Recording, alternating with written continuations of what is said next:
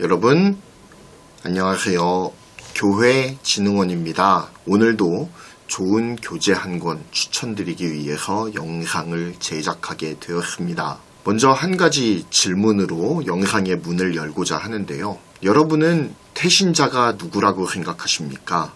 태신자는 쉽게 말해서 전도 대상자를 의미하는 신조어입니다. 마치 임산부가 잉태한 아이를 태아라고 하듯이 전도 대상자를 복음을 믿어서 주 안에서 다시 태어날 영적인 태아로 보는 개념이라는 거죠. 먼저 믿어 의롭게 된 그리스도인들은 태신자들을 위해서 기도하고 섬기고 복음을 전함을 통해서 그들이 그리스도의 복음으로 다시 태어날 수 있도록 최선의 노력을 다해야 할 것입니다. 교회에서도 예수님의 지상명령을 강조하면서 마음의 태신자를 품고 기도해야 한다라고 가르치고 있죠.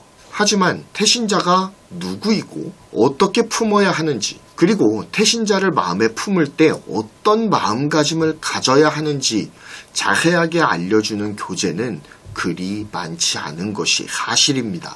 그래서 요단 출판사에서는 이러한 교회의 필요를 인지하고 태신자 작정 훈련 총서를 출간하게 되었습니다. 태신자 작정 훈련 총서의 부제는 제자화를 위한 기초 과정이라고 붙어 있는데요. 제자화는 예수님께서 우리에게 알려주신 가장 효과적인 전도의 방법입니다. 전도 대상자를 교회로 초청해서 교회에 대해 좋은 인상을 심어주고 그들을 출석 교인으로 만들었다고 해서 모든 것이 해결되고 끝나는 것은 아니겠죠. 전도한 그들을 그리스도의 군사로 훈련시켜서 그들로 역시 전도하는 자들로 만드는 것이 전도의 완성일 것입니다. 저자가 강조하는 것이 바로 이것입니다. 제자화. 태신자 작정 훈련 총서의 저자인 송준기 목사님은 서문에서 책의 목적을 분명하게 밝히고 있습니다.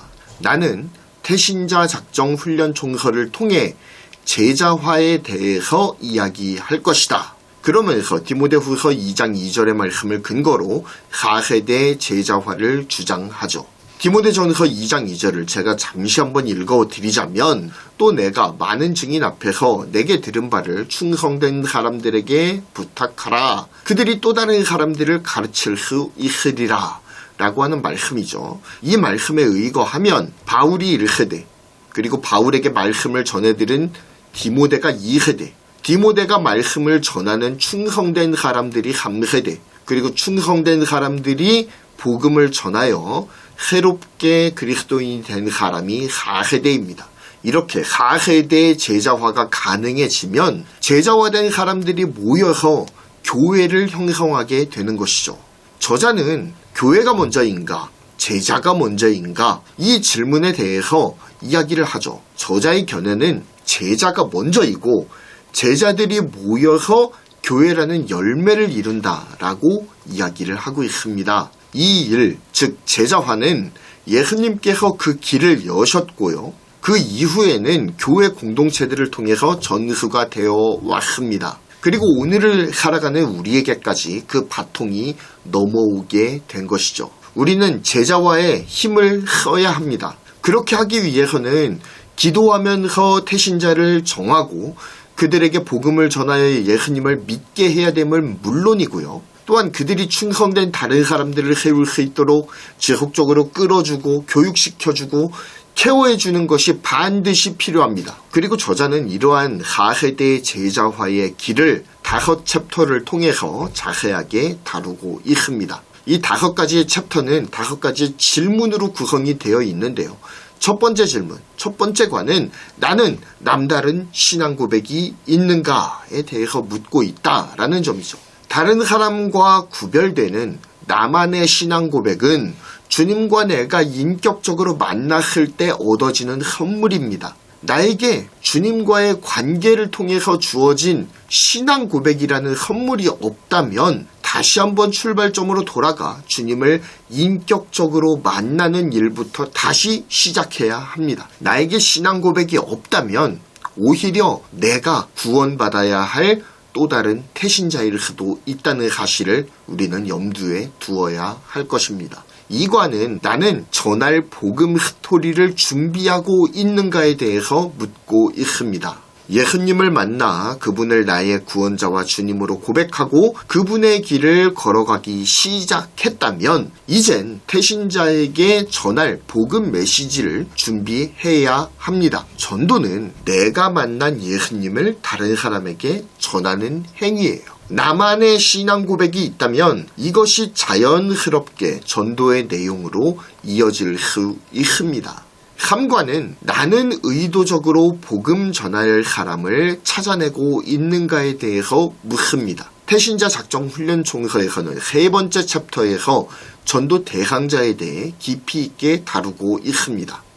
이 챕터에서 중요한 것은 내가 복음을 전해야 할 사람을 나 스스로 정하는 것이 아니라 예수님께 기도하면 내 안에 계신 성령께서 내가 복음을 전해야 할 사람을 만나게 하신다라는 점입니다. 4과는 나는 모범을 보이는데 헌신하고 있는가에 대해서 묻습니다. 신앙의 좋은 모델이 되어준다면 믿지 않는 사람들도 신앙에 대해 다시 한번 깊게 생각하게 되겠죠. 우리가 그런 사람이 되었으면 좋겠는데요.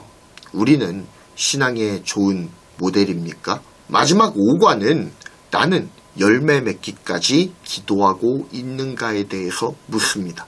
사실 태신자를 전도해서 그들을 제자화하는 것은 우리의 힘으로 되는 게 아니죠. 그들이 제자가 되어서 다른 사람에게 복음을 전할 수 있는 사람이 되도록 기도하는 것이 중요합니다. 그래서 저자는 5번째 챕터에서 열매 맺기까지 기도하는 것에 집중합니다. 자, 이렇게 간단하게 태신자 작정 훈련 총서에 대한 전체 내용을 정리해드렸습니다. 부디 태신자 작정 훈련 총서와 함께 많은 태신자들을 주님의 제자로 양성하여 복음 전도의 결실을 많이 맺으시길 기도하면서 영상을 마무리하겠습니다. 태신자 작정 훈련 총서는 대전 침례서관과 요단 기독교 서적 스마트 스토어를 통해서 구입이 가능하십니다. 감사합니다. 교회진흥원 채널은 여러분께 신앙훈련, 교육교재, 다음 세대 부흥과 관련한 많은 콘텐츠들을 제공해 드리고 있습니다. 구독, 좋아요, 알림 설정 부탁드리면서 영상을 마무리하겠습니다. 감사합니다.